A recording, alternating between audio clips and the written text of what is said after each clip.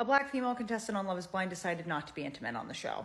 What could go wrong? But the question on the internet is, why did her fiance Edmond throw that tantrum? So hopes are a bit high because we had one black couple that got engaged on the Denver, US season of Love is Blind. Black contestants in the past on the show have brought about some discourse about what we're all still dealing with when it comes to the society that we all live in.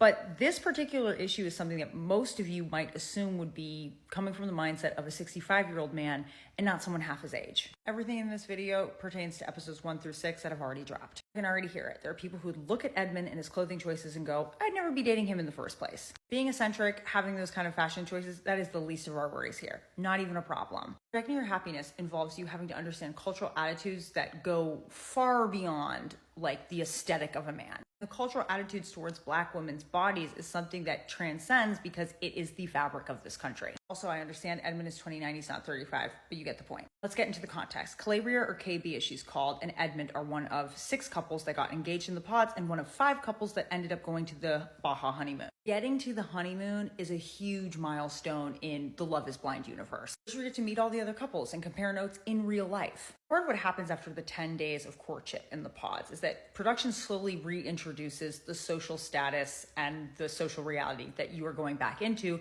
with this potential marriage. Is staying at a 5-star all-inclusive resort the real world? No, but guess what's happening? You have all the couples talking amongst each other and comparing each other. Every season there's this controlled moment where that happens, and that's the pool party. Historically, when we look back at black female contestants, the pool party has not been a kind place. Love is not blind. It is absolutely affected by our social assumptions and stories that we have told about each other, stories we're not even fully aware are there. Pool parties where we've had some wild assumptions surface when people see the black women for the first time. I think some of you can all remember how AD was clocked as aggressive for no reason. Well, we know the reason. There were also jokes about AD being fetishized, and the way that people talk about the black women and their bodies at times when they meet them, it's when this blackness that they've been interacting with, which was invisible or something that they cut off when they were dating, now appears in this physical form, and it is always commented on. But no matter who you are, you participate in this moment that happens at the pool party where the women split off and the men split off. This is all to hash out on camera who is being intimate and who is not. The ladies group tends to be very encouraging and hyping up the girls no matter what they've chosen. But the ladies are human. There are sometimes these latent layers of jealousy or competition, but for the most part, there's this undercurrent of respect and even this idea that it might even be respectable if you've decided to remain chaste. Is that pushed by the cast or production? No, but there's just a social acceptability that is reflected in our larger culture. We can't say the same for the men. Palpable anxiety every single time. The men who are being intimate want all the other men to know that. Men want to know how they measure up against the other ones, and if some of the men are not being intimate with their fiancés of 2 days, they tend to be a little defensive or shy about it. They always hope that the other men don't see it as something negative against their identity. In this particular case, while KB has revealed and is quite open about the fact that she has enjoyed physical intimacy with some of her less serious partners in the past, she has decided to wait till marriage with this particular partnership. She reveals that if she sees someone as a viable life partner, she has put in the past intimacy on hold for months or even years. She's open with her fiance about the fact that, look, she had this phase in life where if she didn't see a future with someone, she was a bit more casual with her intimacy with them. While she has paused her casual relationships for some time now, she is aware that she sees this kind of intimacy as less sacred than, say, her partner, and especially her current fiance, Edmond. So she says, out of respect for him and out of respect for what she sees this to be, she wants them to practice abstinence for the 4 weeks leading up to their marriage. After the 4 weeks of them growing together and then deciding on a long-term committed relationship, then she's open to having that conversation. In these 2 days since she's met Edmond, she's clear about what physical activity she's okay with, that they engage in, and what she's not. The other women support this. However, we all discover when Edmond is talking to the guys that this has put him on edge. Language very few people would appreciate while watching this show. He says that if he can't hit it, he can't even consider marriage. Obviously, there is an issue with describing intimacy with black women in this way. There's also this fallacy that intimate communication and physical engagement and commitment to each other can only be achieved on a very specific timeline. Is this a free country? Can Edmond do what he wants? Absolutely. But this might have been something to reveal in the pods. The scary thing here is that this is a condition he's open with sharing with the men. but he seems to have not shared with his partner KB. It's unfair to KB. Maybe she would have made a different choice if she knew what your deal was with this. Initially, this conversation with the men starts out as supportive and encouraging. Aside from how icky it feels to have Nick probing for these questions and the guys asking each other what's going on, there is the support from Nick about, hey, if you have this connection with this girl and you guys are getting along, like, what's 4 weeks? Like, give her some space. The guys seem to have this understanding that it's been 2 days since you met in person. Anton specifically says, look, guy, you can't have like a proclamation that you apply to all women because every woman is different and the connections are different. You have to respect what that individual girl values and not just what you think women should do. Then this devolves and they undermine their initial support because the men make fun of Anton for the months he has been abstinent.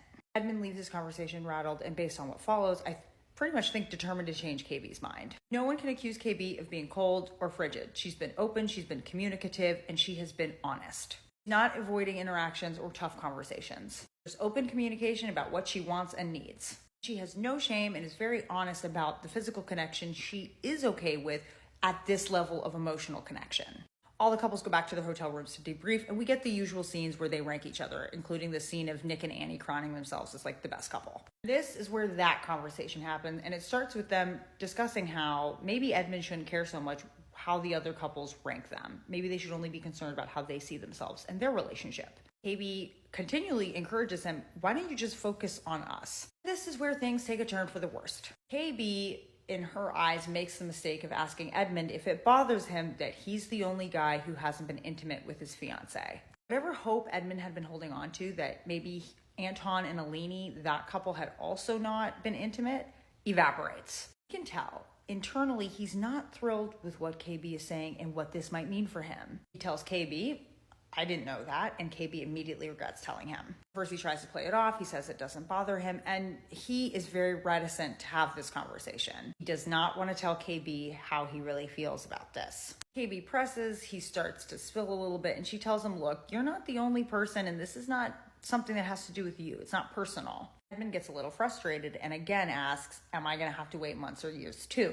She calmly reiterates her boundaries, 4 weeks. This is where he starts to push those boundaries because he cannot self-regulate against the story he is telling himself about KB's boundary. Edmond has decided to make KB's boundary about him. It's a sign that he doesn't measure up or that he's not worth it. This is in part due to some unhealed trauma that Edmond has around his situation where he had to go into foster care before he was returned back to his mother. If you remember in the pods, he had told KB he was looking forward to finding a partner who can essentially help heal that part of him or make him feel like he could have this family and start anew. He has a very specific idea in his head of what his partner should give him in terms of connection and safety, and this boundary creates distance in his mind from his partner. Guess what? Edmond is allowed to feel that way. It is within his right to articulate what a boundary makes him feel about his past and his trauma. But it's what he does next that you have to watch for. This is now no longer a conversation about his feelings and communicating that. It's about criticizing KB and her choices. He attacks her for having one-night stands with men who didn't treat her the way he does.